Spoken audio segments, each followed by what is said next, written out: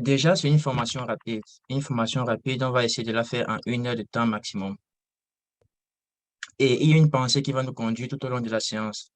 Et la pensée, c'est en le fait qu'un bon trader est toujours un excellent analyste.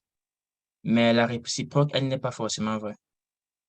Donc, sur la base de cette pensée-là, euh, il faut déjà, pour pouvoir augmenter ses chances d'être un bon trader, être un bon analyste, afin au moins d'être dans la direction correcte des vagues du marché.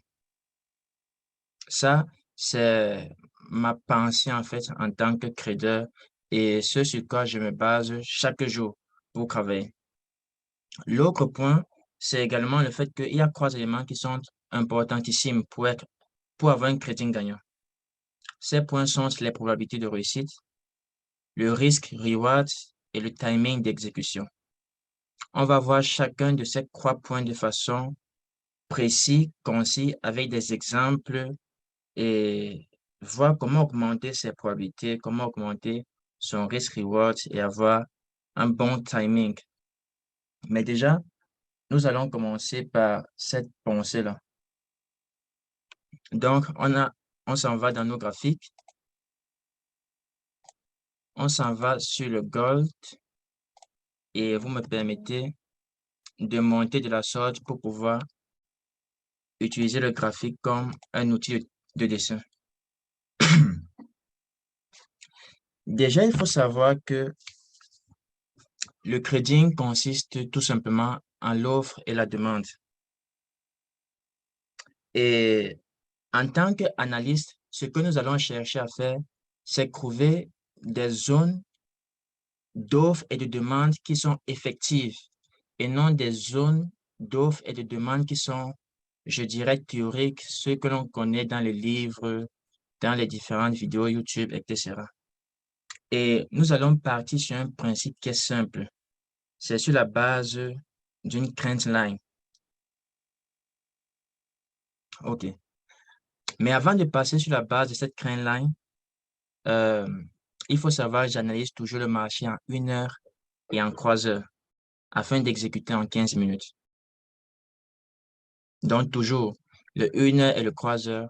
Et pour avoir une vision beaucoup plus long terme, je regarde le daily et je peux aussi m'appuyer sur l'analyse fondamentale.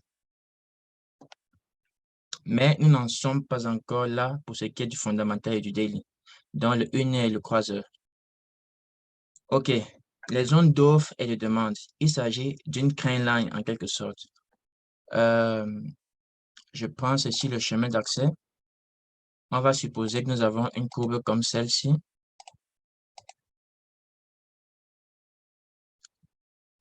Euh,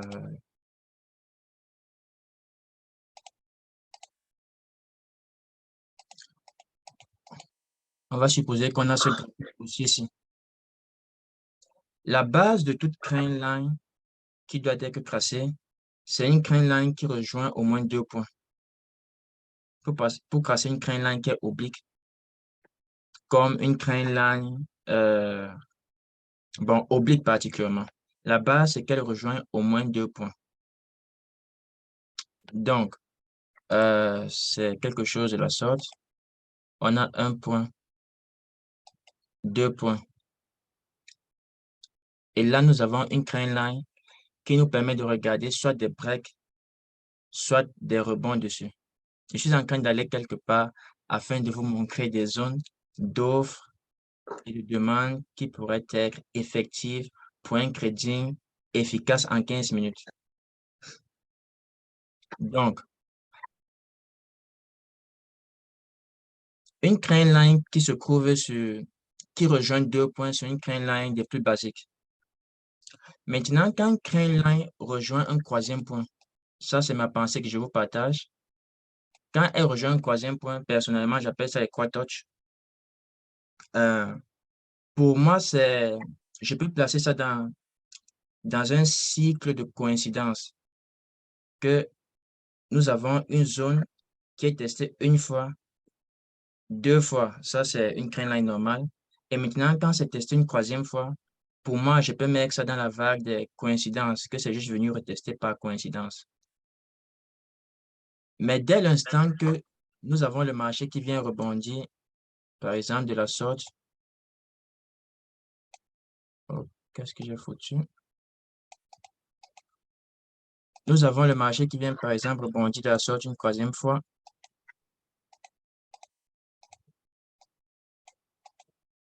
Une quatrième fois autant pour moi. Pour moi, cette trend-line n'est plus une trend-line qui est hasardeuse. Même Mustapha en avait parlé dans une de ses vidéos dans les live VIP.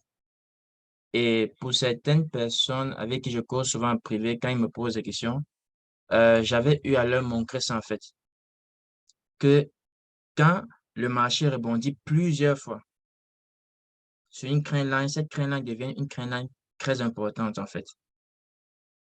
Donc, à partir de la quatrième fois, c'est une trendline avec laquelle je ne m'amuse plus dans mes analyses en fait. Je peux fermer les yeux sur toutes les trendlines que je vois, que ce soit support et résistance, mais une trendline que le prix a retesté 4 fois, c'est une trendline que je suivais attentivement pour un potentiel rebond également, pour pouvoir, si c'est à la hausse dans ce cas-ci de figure, par exemple, pour un trade long, quand je vais passer en 15 minutes, selon mes setups, ou pour un trade short, si la trendline, elle est cassée effectivement.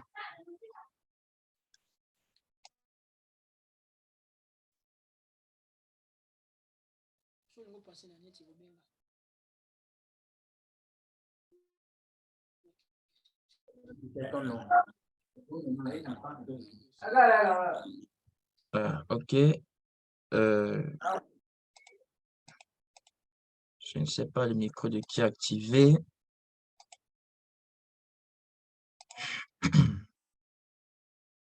Je pense que c'est correct. Donc, à partir de là, cette crainte-là, elle devient très importante pour moi, pour mes analyses. On va voir des cas de figure avec les analyses que j'ai eu à poster dans le groupe et avec les crêtes que j'ai eu à prendre. Donc, ça, c'est le cas des crane lines qui sont obliques. À partir de ce niveau, pour moi, l'offre et la demande deviennent effectives et non juste des zones de support et de résistance bateau que l'on trouve dans des livres, sur des chaînes YouTube, etc. Vous pouvez regarder cela sur plusieurs time frames selon votre choix. Si peut-être vous créez dans 3 minutes, vous pouvez choisir d'analyser le marché en, je ne sais pas, 15 minutes et 1 heure. Moi, je crée dans 15 minutes. J'ai choisi le time frame 1 heure pour analyser et le time frame 3 heures également. Donc, selon vos unités de temps de trading, afin d'analyser, vous vous adaptez tout simplement. Donc, le dernier cas de figure pour des zones d'offres et demandes que je considère effectives, c'est pour, on va faire comme ça.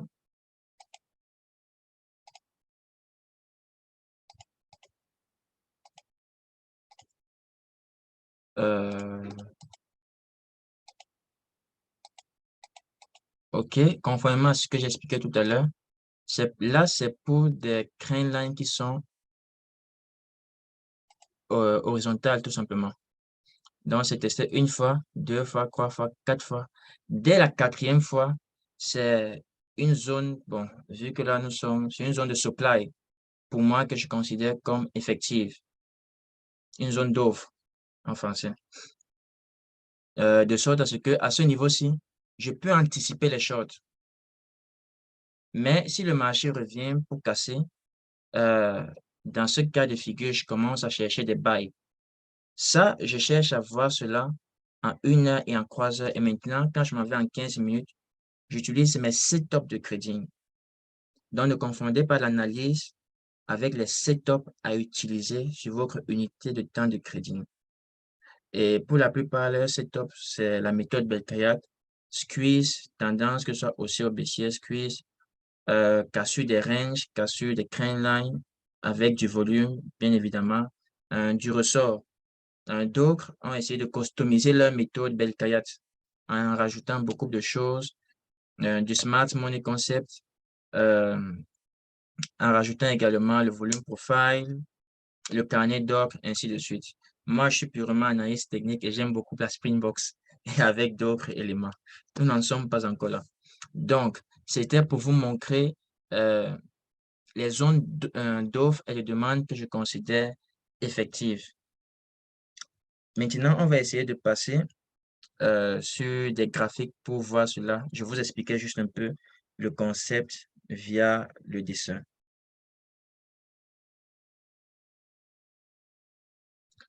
Ok, j'efface ça. Bon, ou bien je laisse pour s'il y a des questions pour plus tard.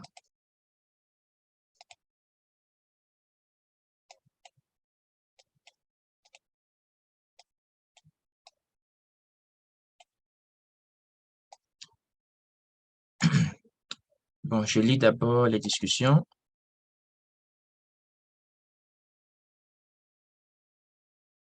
Loïc explique que ça ne parle pas chez lui. Comme je disais tantôt, essayez de ne pas être connecté via téléphone. J'ai précisé ça tout au long de la semaine. Parce que si vous êtes sur téléphone, vous n'aurez pas le son. Pour ceux qui n'ont pas l'habitude d'utiliser Zoom sur téléphone. Bon, moi, je comprends pas pourquoi ils ont souvent cette difficulté-là.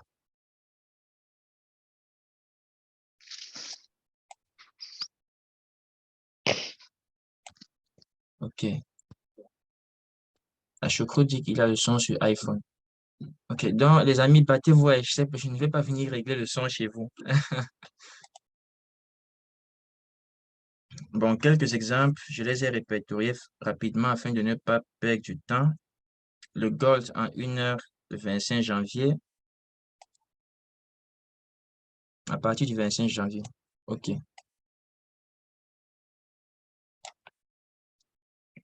Cas d'école, je ne regarde pas des line hasardeuses.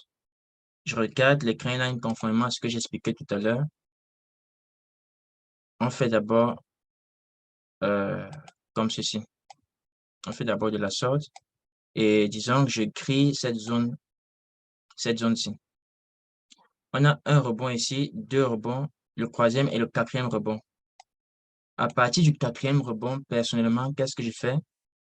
Euh, je commence à, si on se rapproche de cette trend line, je commence à anticiper les achats. Mais si on casse la trend line, je commence à être très attentif, mais ne pas me précipiter pour le short. Je ne me précipite pas. Donc, euh, à ce niveau-ci, premier rebond, je cherche à acheter. Je ne suis pas en train de vous donner des signaux, je suis en train de vous montrer un peu comment j'analyse le marché. Et j'ai même posté une vidéo sur le channel YouTube de comment j'analysais les marchés avant séance. Euh, OK? À ce niveau-ci, on rebondit, je commence à anticiper les shorts à partir de là. Quand je m'en vais en 15 minutes, je regarde, est-ce qu'on a une tendance baissière avec un squeeze? Si oui, est-ce qu'à cela, il y a une divergence qui me soutient un peu? Est-ce que je suis sur une zone institutionnelle? Est-ce que c'est un chiffre rond? Ainsi de suite. Le volume profile, qu'est-ce qu'il dit? Nous sommes sur le POC ou pas? Nous sommes sur un niveau pivot important. Tous ces éléments, quand je suis sur mon time frame de trading, m'aident parce que j'ai déjà la direction que je cherche. Et c'est un peu cela. Et tant que nous sommes toujours dessus de cette trend line solide que j'ai tracée, après les quatre touches, je continue toujours de chercher des signaux d'achat, en fait, pour moi. Je continue d'avoir cette direction-là. Et dès que l'on commence à se rapprocher, euh, j'ai toujours ces anticipations de vouloir chercher des crêtes longues, mais je fais attention parce que je sais bien évidemment que l'on peut casser.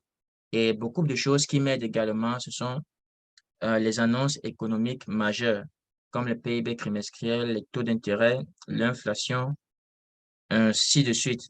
Parce que, bien évidemment, quand il y a ces grosses annonces, je ne vais pas trader. Je ne vais pas trader quelques heures avant ces annonces, bien évidemment. Et ces annonces, généralement, ce sont elles qui cassent ces crânes-là ou qui viennent souvent rebondir dessus.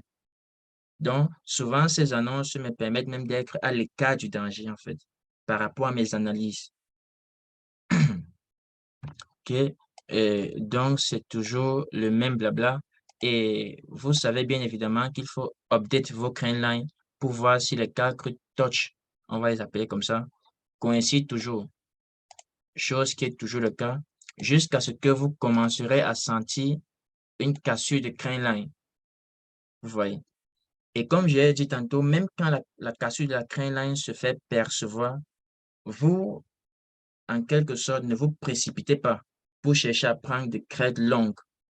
Mais vous faites attention parce qu'il peut y avoir des, disons, des corrections, en fait, des feintes de cassure. Je lis quelques messages, c'est déjà beaucoup.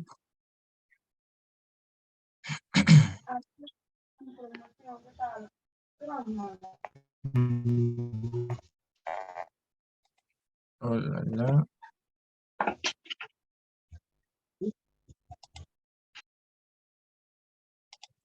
Donc, et je ne me précipite pas, je peux regarder également qu'est-ce que dit par exemple la EM en période 190. Je peux regarder également nous sommes à quel niveau par rapport au point pivot et précision pour vous aider un peu. Les points pivots sur du 1 et du croiseur, je les utilise en mensuel.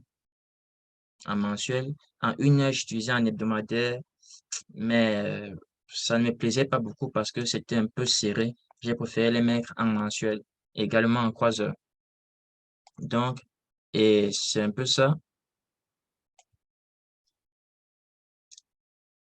Et cet exemple-ci, j'ai tenu à le prendre justement pour dire que quand la cassure arrive, comme il est tantôt, ne pas forcément se précipiter, mais il faut également faire attention à ce que je peux appeler les absorptions. C'est pour cela que c'est toujours bien d'étendre cette crane line pour voir si nous sommes déjà dans une zone d'invalidation de la cassure de la crane line avec les quatre touches en quelque sorte.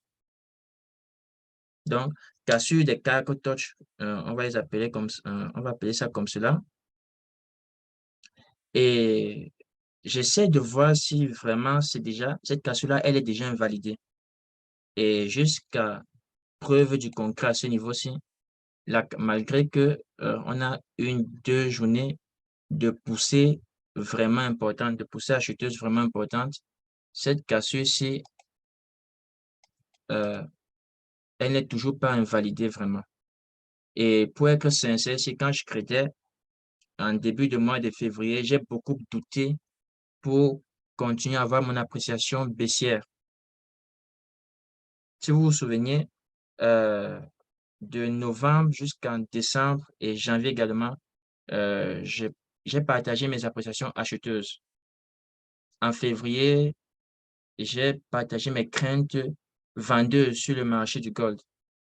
Et je vous avais dit que j'avais vu ceci. Je vous avais dit que j'avais vu ceci en février. J'avais vu le fait que nous serons au niveau du nombre d'or. Il y avait une annonce qui faisait jaser à ce niveau-ci. Quand on était en croiseur et en 1 heure, il y avait des divergences baissières qui perduraient sur plusieurs jours. Donc, mon appréciation s'était tournée vers la baisse en février. Et plus ceci, qui con, les quatre touch, la cassure, c'est vrai qu'à un moment, j'ai hésité que est-ce que ça va véritablement couler, mais il y avait une grosse annonce le 2 février. Je ne sais plus trop si c'était les taux d'intérêt ou quoi, mais il y avait une grosse annonce le 2 février qui m'a permis de ne pas avoir besoin de douter vu que je n'ai même pas eu à crédit avant cette annonce-là. Et après, la journée qui a suivi le croix, je crois que c'est là qu'il y avait le taux de chômage et les NFP. Et j'ai juste continué à suivre le trend, tout simplement.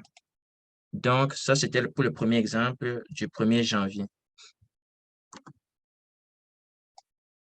J'espère que ce que j'essaie d'expliquer semble un peu correct pour vous.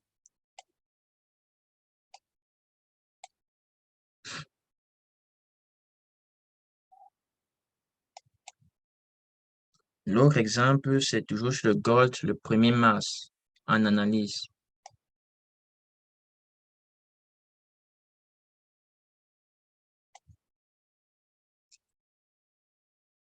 Je lis la discussion.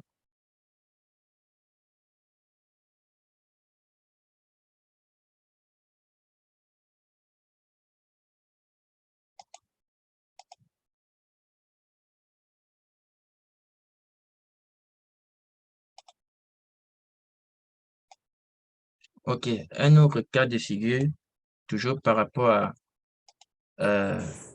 une trendline que je considère comme effective à regarder. C'était ici, une fois, deux fois,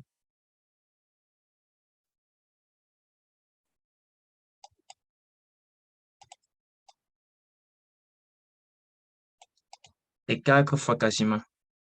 Je peux, disons, compter ceci et ceci, ça ne touche pas véritablement, mais je peux regarder ça comme par défaut, en quelque sorte.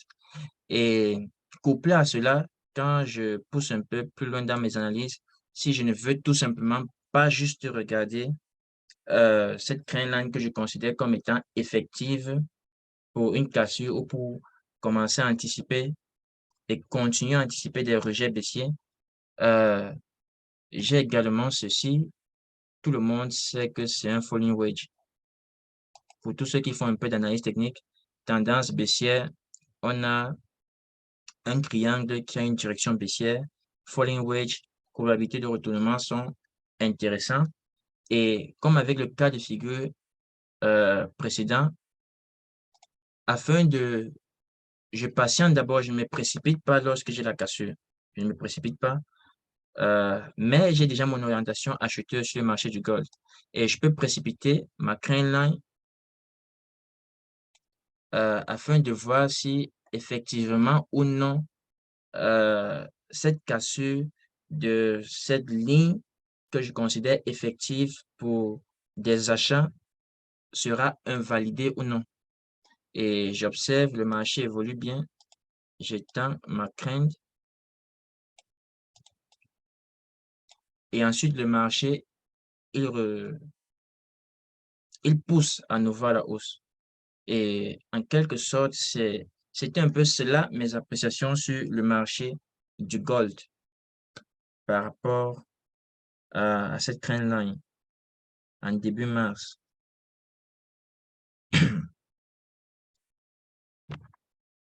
OK, et c'est ça un peu. Maintenant, on va faire une observation un peu plus récente par rapport justement même à une analyse que j'ai eu à donner sur le channel YouTube euh, récemment lorsque j'ai partagé mes plans avant session de crédit. Pour que vous compreniez que ce sont des choses que j'utilise véritablement. J'ai eu le même scénario ici, mais j'hésitais en me demandant si mon scénario est invalidé ou non. Et quand on parlait et qu'on discutait dans le groupe Telegram, mon hésitation s'est même fait ressentir parce que j'ai donné l'analyse comme baissière, comme voulant chercher des crêtes baissières sur le channel YouTube. Mais lorsque je causais avec des amis, la choucroute de Pip et Abdelhakim dans le groupe Telegram, j'ai eu à expliquer que j'hésitais un peu à vouloir continuer de chercher des crêtes vendeurs parce que j'avais vu ceci. Un, bon, j'avais vu ceci pour pour la vente. Un, deux, croix et quatre. Et j'étends. Ouais. C'est ça que j'avais vu. Un, deux, croix, quatre. À partir de là, je commence à chercher à anticiper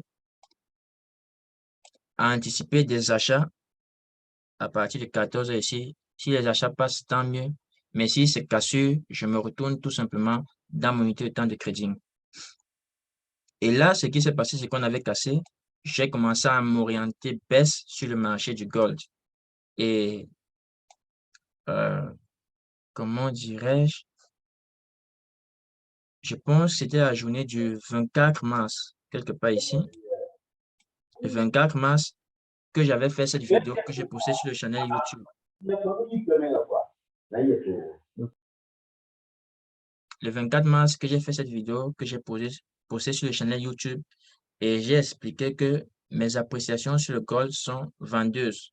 Mais à un moment donné, le marché du gold a commencé à corriger, à remonter un peu. Et vraiment, j'étais en hésitation. Et j'ai eu expliqué dans le channel Telegram que peut-être je vais m'orienter hausse finalement. Mais le gold, pour vous montrer que les hésitations que vous avez quand vous tradez, nous les avons tous. Donc, arrêtez parfois de paniquer quand vous êtes devant vos écrans et quand vous tradez. Donc, mais finalement, l'analyse, elle a obéi et le marché du gold a commencé à regresser en fait. Juste pour vous montrer que ce que je partage ici, je l'utilise réellement. J'utilise réellement. On va essayer de voir un dernier exemple pour la route sur un autre marché pour ne pas tirer de long en large. Puis on va prendre un exemple beaucoup plus complexe sur le S&P et tout récemment. Je lis les commentaires.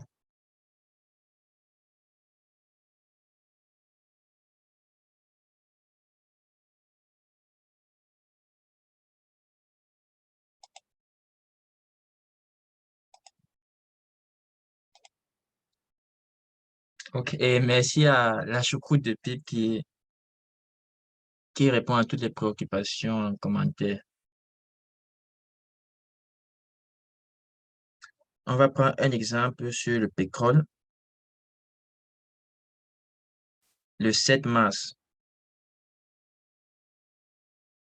C'était le 7 mars. Ici.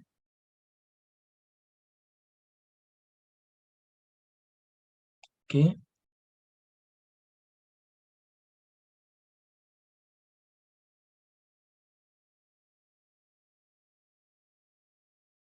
Est-ce que je ne m'étais pas trompé?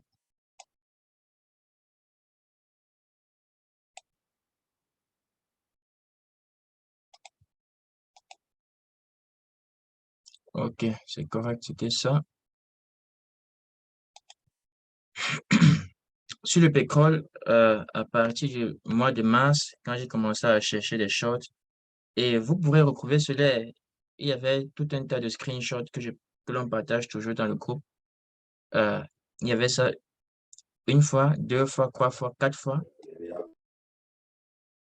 Dès l'instant que l'on se rapproche de la trend line, je commence à chercher à anticiper des signaux d'achat, mais en faisant bien attention au fait qu'elle peut être cassée. Donc, on est proche, je regarde dans mon unité de temps de trading, j'achète, j'ai un squeeze, j'ai un ressort, j'ai une cassure de range, je ne sais pas. Donc, je regarde un peu. Si vous servez également du fondamental, vous regardez les chiffres sur les taux d'intérêt, le PIB, je ne sais pas trop, et vos indicateurs techniques, bien évidemment. Et effectivement, à partir de là, mon appréciation a commencé à se porter vendeuse sur le marché du pétrole. Un rebond, puis le pétrole a continué de couler tout simplement.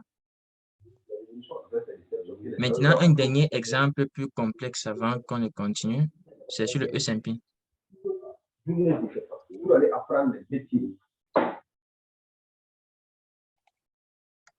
Un exemple beaucoup plus complexe, bon, par rapport à ça, le S&P, c'était le 27 mars. Ici, quelque part là.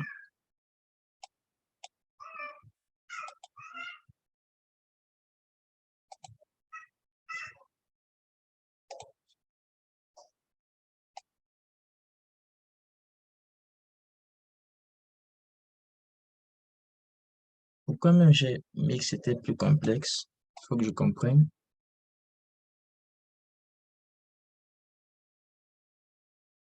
Pourquoi ça?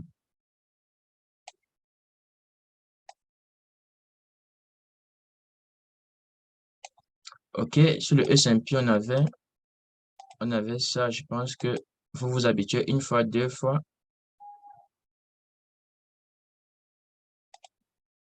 Euh,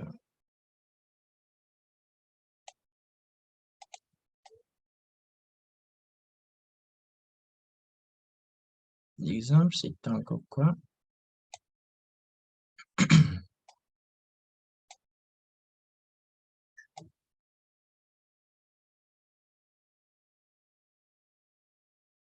J'utilise ça de la sorte.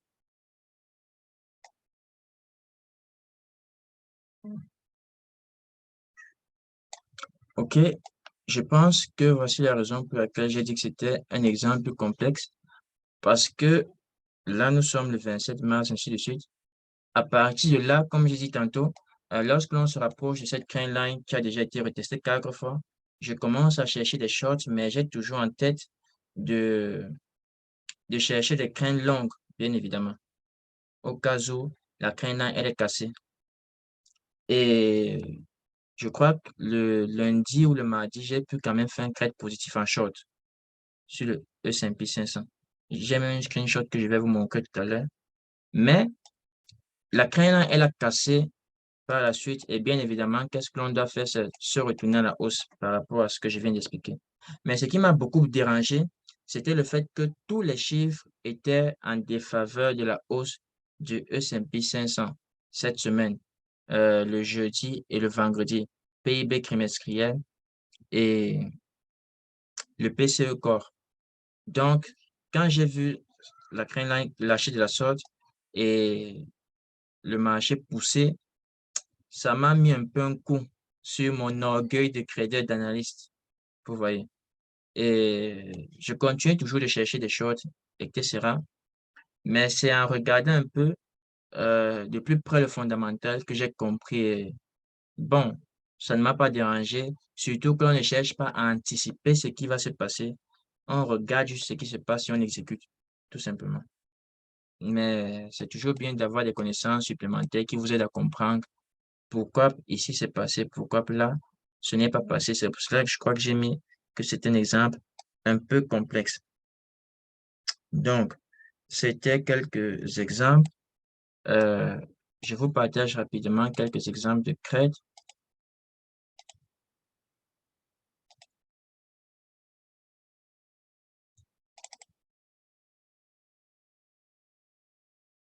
Ici, ça c'était le crête, je pense, du 28, du mardi. Sur le S&P, justement, je cherchais des shorts. Euh, ici, c'était toujours le S&P, si je ne me trompe, et c'était le lundi. Bien évidemment, c'était les 2 jours où je cherchais véritablement des shorts et c'est plus ou moins passé parce que je n'ai pas pu vraiment prendre le ratio que j'attendais. C'est plutôt bien passé, ce n'était pas mal, mais justement parce que j'avais cette observation de la line que je vous ai partagée tout à l'heure et je nécessaire de poster cela dans les groupes pour vous montrer en fait qu'il n'y a pas quelque chose de sorcier dedans ou bien une information précieuse ou mystifiée que l'on cache. Hmm. Là, nous sommes bien sûr dans l'analyse afin d'être dans la bonne direction. C'est la première étape pour un crédit rentable. Être dans la direction où le marché va. Si vous ne pouvez déjà pas être dans la direction où va le marché, ça ne sert pas à grand-chose en fait. Ça, c'est un cas de figure que l'on va voir tout à l'heure, mais c'est pas ça que je cherchais. Et l'exemple que je disais tantôt sur le S&P, la trendline que j'ai remarqué, et à partir d'où j'ai commencé à chercher des shorts.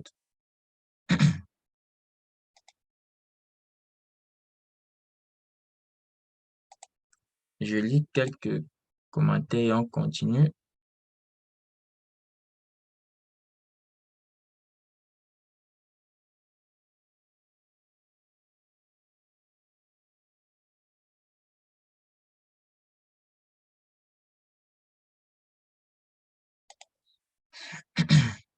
OK. Est-ce que vous êtes toujours avec moi? J'espère que je ne vous ennuie pas, hein.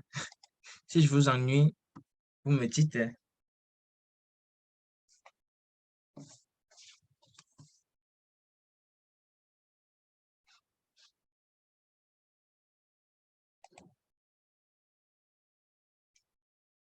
D'accord, Sandrine explique qu'elle est toujours présente.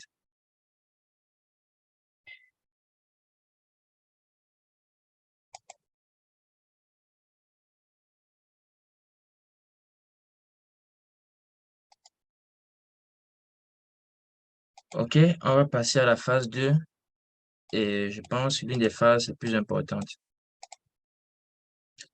Comme je l'ai dit au début, les éléments pour moi qui sont capitaux pour un crédit gagnant, ce sont les probabilités de réussite, le risk-reward, le timing d'exécution.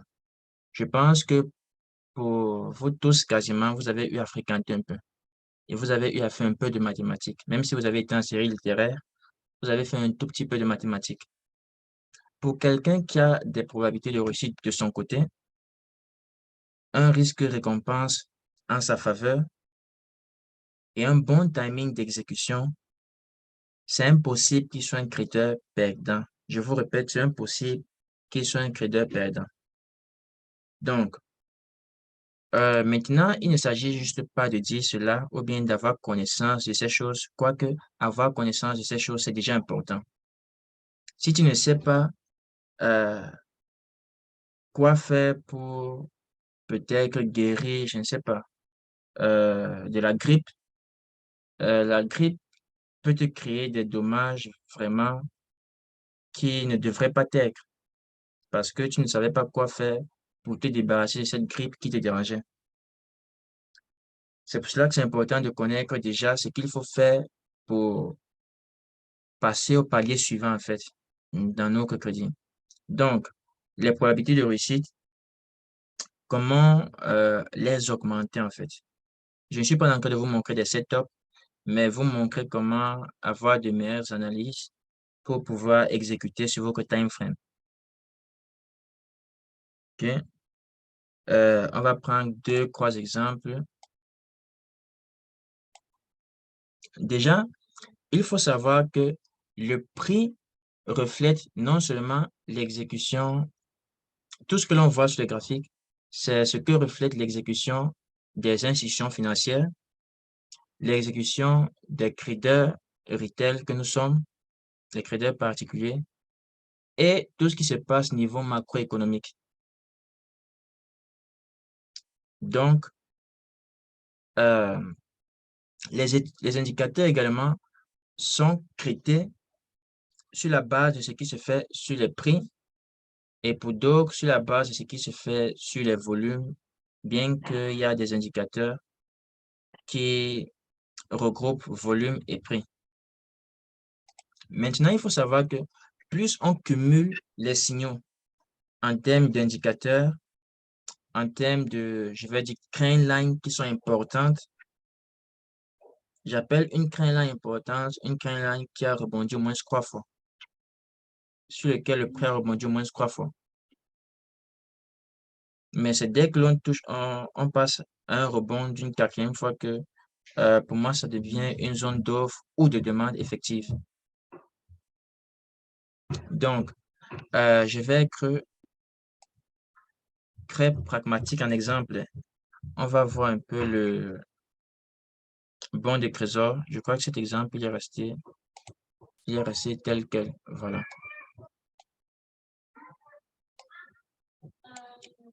Et je garde ça comme ça et je fais ça pour reprendre. Qu'est-ce que j'essaie de faire? Ce que j'essaie de faire, c'est en analyse, j'essaie de trouver des zones où je peux anticiper les retournements. Ces zones où j'essaie d'anticiper les retournements, c'est sur la base euh, du Fibonacci retracement. Il faut savoir que sur le Fibonacci retracement, je regarde juste deux zones, les 38, 40 et les 61, 80. Les 38, 20 et les 61, 80. C'est uniquement les deux zones que je regarde.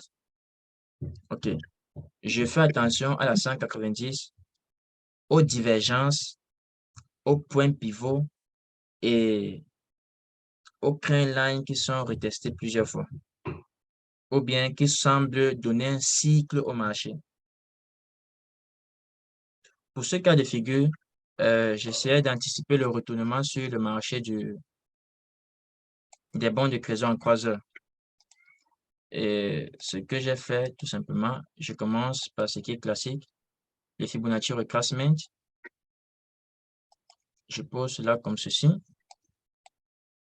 À partir de là, je me rends compte qu'on se rapproche à partir du 29 mars de la zone des 38-20. En même temps, ça correspond à la zone des, de la EMA 190. Ça fait, il y a deux éléments. Et comme je l'expliquais tantôt, je cherche au moins 3 éléments pour pouvoir anticiper,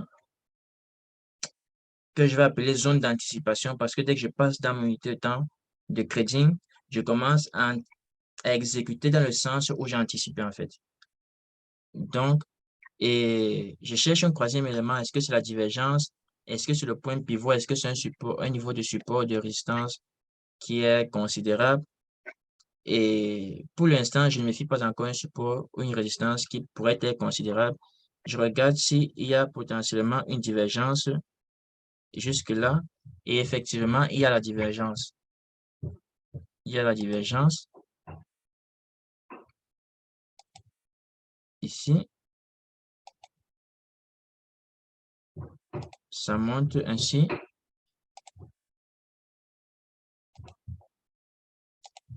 On a déjà trois éléments afin d'anticiper le retournement. Donc, quand je passe sur mon unité dans le trading, sur le bon de trésor, je cherche les buy à partir du 29 mars. Maintenant, un quatrième élément qui avait été tracé et que j'ai supprimé tout à l'heure devant vos yeux, c'était ceci. J'ai pu tracer cette crème-là également qui semble être une crème-line qui montre comme le cycle du marché. On pourrait dire que, comme par coïncidence, le marché rebondit ici, il vient là, il rebondit, il s'arrête là, il freine. Donc, je sais pas, disons, visuellement et graphiquement, on dirait que c'est une crème qui est tellement parlante et qui a tout son sens. Vous voyez. Donc, c'est une crème que je trouve considérable, en fait. Et tout ça, ce sont des éléments qui me donnent de pouvoir anticiper des achats quand je passe sur mon unité de temps de 15 minutes. Et ce qui fait que quand je passe en 15 minutes, je peux me permettre de prendre des trades longues.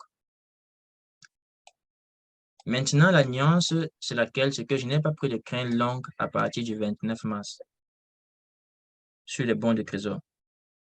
J'ai pris un seul crème long que j'ai euh, que j'ai perdu en fait. C'était hier. Non, que je suis sorti flat. C'était où? Je pense que c'était ici. Et j'étais sur ce crête avec Abdelhakim, avec la choucroute des pipes également. On dirait qu'il avait lu dans mes pensées. Donc, et j'étais tout le temps en short sur les bons de trésor. Et pourquoi j'ai encore short? Pourtant, je viens de vous montrer des observations acheteuses. J'ai expliqué tantôt, lorsqu'il y a des annonces économiques, parfois mon plan, il est un peu bouleversé. Et j'ai même mis un commentaire comme ça dans le groupe hier, que j'aime pas beaucoup les journées, il y a les annonces économiques. Abdelhakim m'a dit, bienvenue dans le club. Donc, c'est un peu ça. C'est un peu ça pour anticiper. Un dernier exemple sur le pétrole. Sur le pétrole.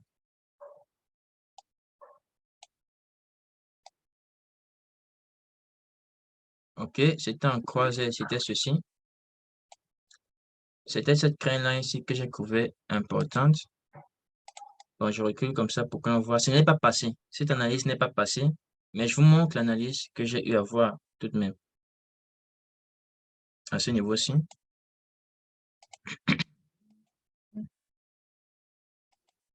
Je voyais ça, que c'était ça.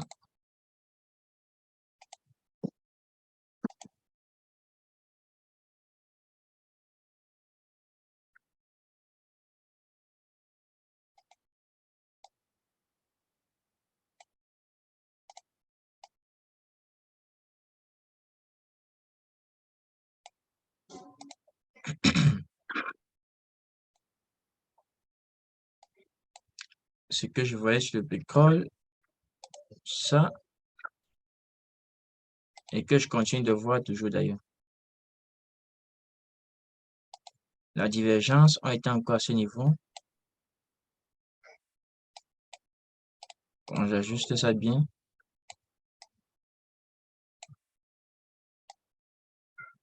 Donc, on avait un truc comme cela. C'est parce que quand le marché a déjà évolué, c'est difficile de retracer les choses correctement. On avait un truc comme ça. OK. Proche de du nombre d'or.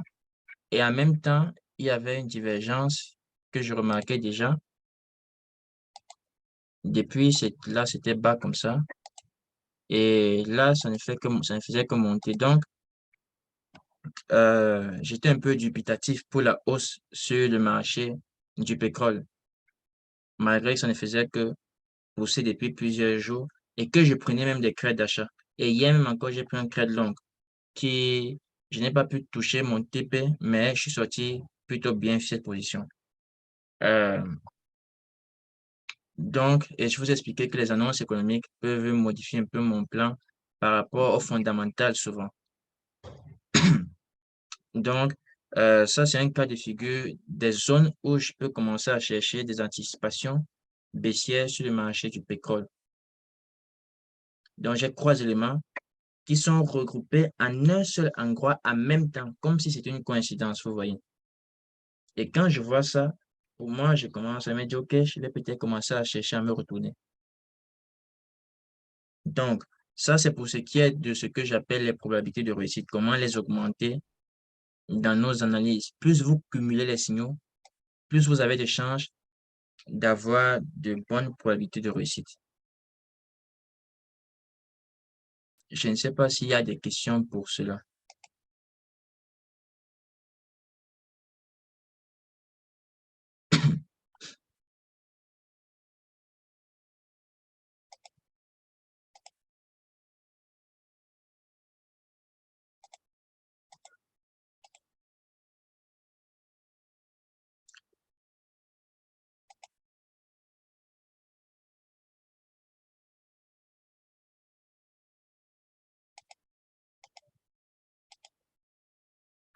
OK. Euh, L'autre point, c'est le risk-reward. On approche même déjà de la fin. Il ne reste plus beaucoup de temps.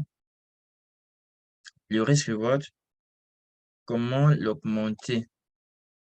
Déjà, le risk-reward, rassurez-vous d'avoir un risk-reward de moins 2 si vous avez échoué. Toujours cherchez au moins à avoir le double de ce que euh, le double de ce que vous êtes prêt à perdre. Vous voyez. Toujours. Comment augmenter son risk-reward? Comment l'augmenter? C'est en faisant du backtesting. Plus vous allez backtester euh, votre stratégie, à chacun sa stratégie. Je ne suis pas là pour vous donner une stratégie. Par exemple, la choucroute de Pipe, il a une stratégie qui est propre à lui. Il utilise beaucoup de smart money concept. C'est vrai qu'il a suivi Belkayat, mais il a essayé de trouver ses propres marques. Vous voyez. Moi, je suis beaucoup plus resté dans le style Belkayat, mais avec des marques qui me sont spécifiques. Je vais peut-être prendre un squeeze à un certain niveau. Toi, tu vas te demander pourquoi ça ne correspond aucunement en, en les critères que Belkayat a montré. Mais je me suis cherché mes propres éléments, mon ami. Tu vois. Donc, et ces éléments, je ne les ai pas trouvés au hasard. Par exemple, un bon matin, je peux être là, je commence à méditer un peu sur les marchés. Et je crois que ça arrive à tout le monde. Tu es là assis tout tranquillement et tu as comme une impulsion. Tu as comme, je vais dire ça, une révélation sur les marchés. Et quand tu viens, tu commences à fouiller un peu pour voir si ça correspond, si ça donne. Vous pouvez me confirmer, ça arrive à tout le monde. Et vous commencez à chercher à vérifier si ça fonctionne vraiment ou non. Et là, vous commencez à faire du backtesting. Vous testez sur plusieurs jours, plusieurs années et vous voyez si ça fonctionne. Si ça fonctionne, ça vous donne non seulement d'avoir de meilleurs risques, récompenses sur vos positions, ça vous permet de mesurer un peu vos probabilités de réussite. Comment mesurer les probabilités de réussite? Si sur 10 crêtes, vous gagnez 6 crêtes et vous en perdez 4, vous comprenez simplement que vos probabilités de réussite sur un crête sont de 60%. Sur 100 crêtes, vous gagnez 70, vous perdez 30, 70%. Et maintenant, vous essayez d'avoir un bon risk-reward. Et essayez de toujours risquer une somme spécifique. Si dans votre trading, sur chaque position, vous vous êtes dit que vous allez risquer 250 $, battez-vous à toujours risquer 250 $. Un exemple, un exemple, on sait que moi, j'ai l'habitude d'ancrer sur les Springboks pour prendre des crêtes.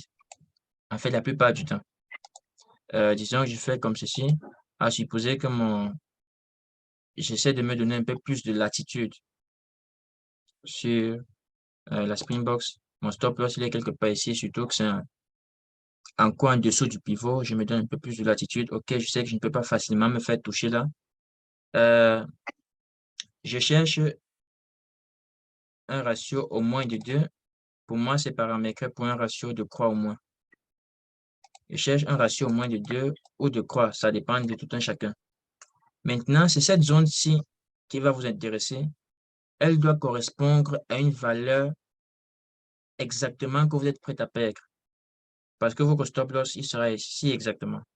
Donc, de là à là, vous voulez peut-être que ça corresponde à 500 $, je suppose.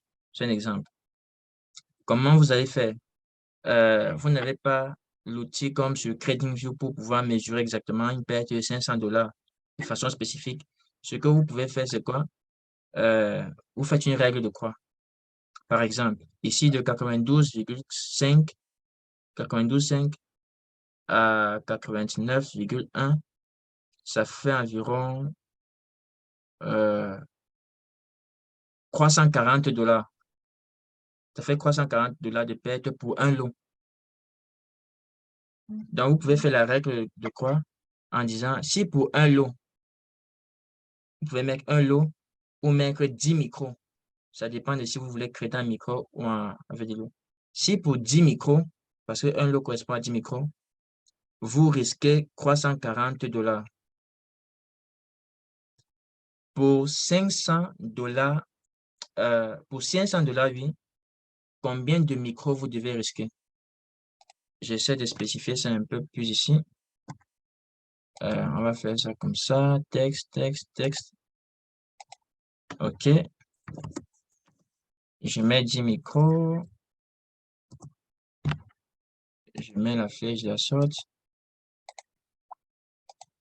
C'est juste pour que l'on comprenne bien, les amis. Si pour 10 micros, vous risquez combien? Comme sur l'exemple de tout à l'heure, 340 $.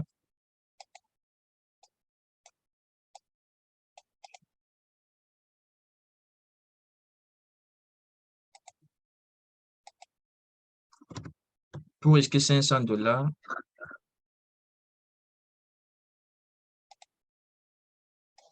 il vous fait, il vous faut utiliser combien de micro-lots? Et la règle de croix, ça va donner quelque chose comme environ 14 micros, si je me trompe. Quelque chose comme 14 ou 15.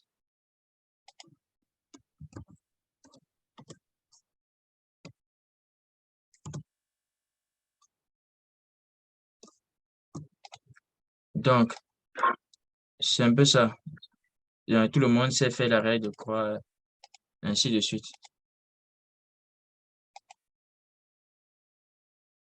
Donc, ça, c'est parce que nous créons, c'est tout ce qu'on crée dans PopFilm sur Ninja. Et c'est pas tout le monde qui a la version payante de TradingView pour d'abord vérifier cela sur TradingView afin d'utiliser le nombre de lots par rapport à ce que TradingView lui montre. Donc, moi, j'ai déjà une fiche avec, si peut-être je risque 300 $ par position ou 250, j'ai déjà une fiche qui est en fonction de, en fait, j'ai déjà la règle de croix en fonction de combien je veux perdre. C'est déjà sur une fiche. Donc, dès que je regarde ici, peut-être que j'ai la Springbox ici, je veux que mon stop loss se pose là. Je vois que ça donne pour 10 micros ou bien pour un lot, ça me donne 340 $. Je regarde juste ma fiche. 340, c'est mesuré en 50-50 $. 340 $, disons, j'approximatif cela à 350 $. Pour 350 $ de risque, je dois utiliser combien de micro-lots? J'ai déjà la valeur qui est écrite dessus. Je fais juste du plagiat. Donc, ça ne me perd pas du temps. J'ai déjà eu anticipé tout cela auparavant. Sandrine dit que oui, c'est ça, 14. En fait, c'est justement pour te justifier le fait que euh, j'ai déjà, j'ai déjà mémorisé cela à force d'avoir ça sur une de mes fiches.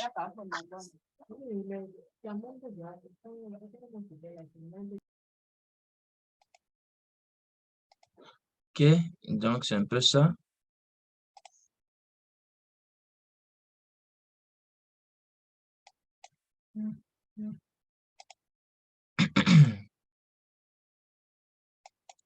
L'autre point sur lequel... Ah, c'était le dernier point. Donc, on a vite fini comme ça. Je ne sais pas si vous avez des préoccupations, les amis, avant que nous ne finissions et qu'on ne clôture. Je crois que j'ai enregistré. Oui, c'est enregistré. Donc, je vous écoute, les amis, si vous avez des préoccupations.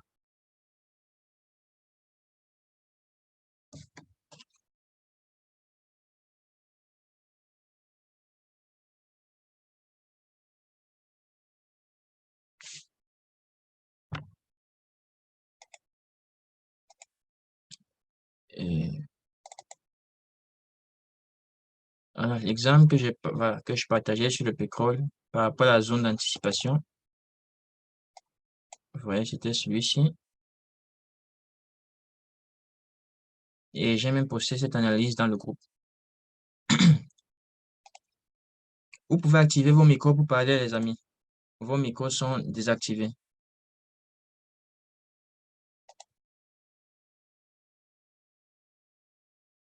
Le nom. Bonjour, coach. Bonjour, Hassan. Oui, en fait, ma préoccupation plutôt est la suivante. Quand est-ce que la trend line pourrait être invalide? Donc, c'est-à-dire, quand est-ce qu'on pourrait supprimer la trend line? Est-ce qu'elle est continuelle ou bien elle peut être supprimée à un moment donné? Merci. OK. Tant qu'il y a des rebonds dessus, la trend line, elle est considérée. Jusqu'à ce que soit le marché pousse très fort dans le sens du rebond, de sorte à ce que la trend line, on l'oublie loin derrière, comme ici, par exemple, sur le S&P 500, comme ici, sur le S&P 500.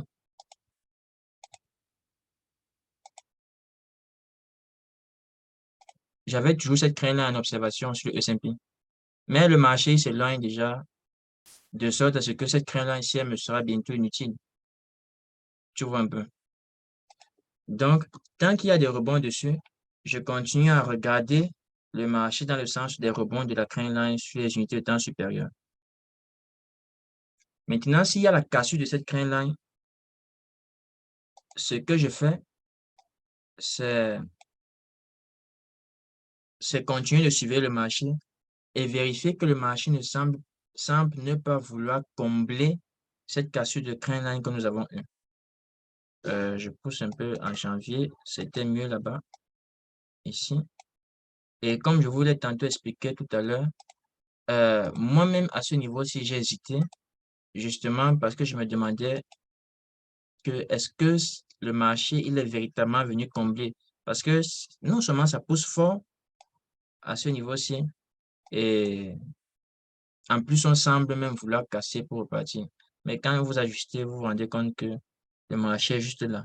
Donc, tant que la cassure n'est pas comblée, vous continuez à regarder le marché dans le sens du short.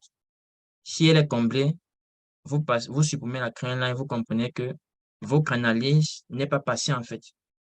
Parce que vous n'avez pas, ce ne sont pas des analyses de génie en fait. Ce sont des analyses qui ont des probabilités d'échec. Et en cas d'échec, vous réfléchissez à un autre scénario et vous passez à autre chose. C'est le seul cas qui invalide en fait la trend line, les breaks, ou bien ce que je viens de montrer tout à l'heure, quand ça s'éloigne déjà beaucoup trop. C'est tout. En fait, après la cassure de la trend line, qu'est-ce que vous confirmez que non, il y a changement de concavité? Par exemple, après la cassure d'un range, ce qui nous confirme vraiment la cassure, nous avons un pullback sur le bas ou bien sur le haut du range. Maintenant, lorsque la trend line est cassée, qu'est-ce qui confirme le changement de concavité? OK, vous avez de très bonnes questions, hein. En fait, je ne cherche pas véritablement de confirmation, mais dès qu'il y a une cassure, je ne me précipite pas comme un exemple. Un exemple serait mieux.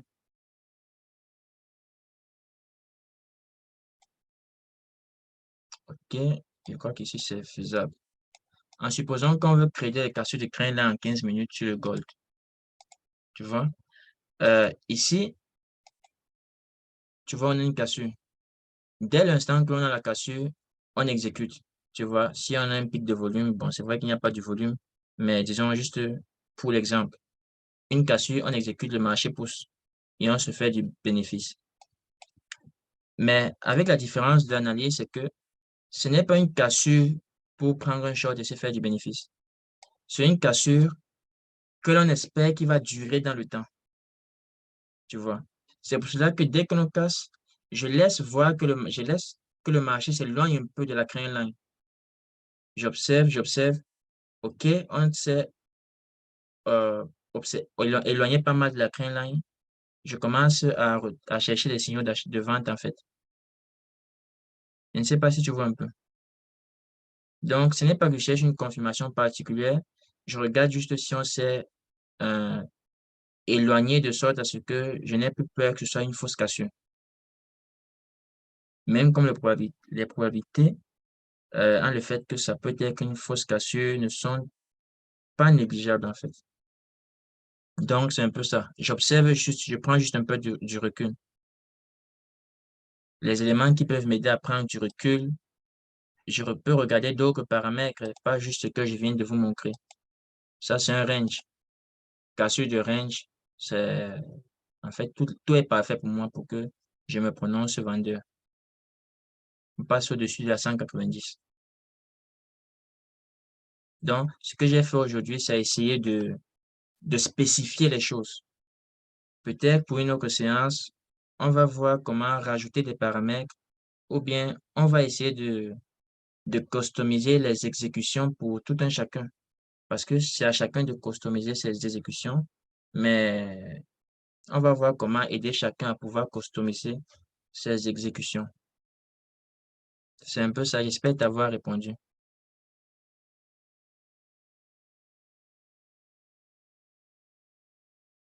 Hassan, il n'y a pas de son. Oui, d'accord, sans souci, coach, sans souci. En tout cas, satisfait de la réponse. D'accord. Arnaud, lui, ne dit rien. Il n'a pas de son même. OK, je pense qu'on va s'en arrêter là. Je ne sais pas si la choucroute de pipe veut dire quelque chose. Ah, il est déjà parti. OK. Donc, on va se dire à bientôt, les amis. Vous passez une bonne fin de soirée.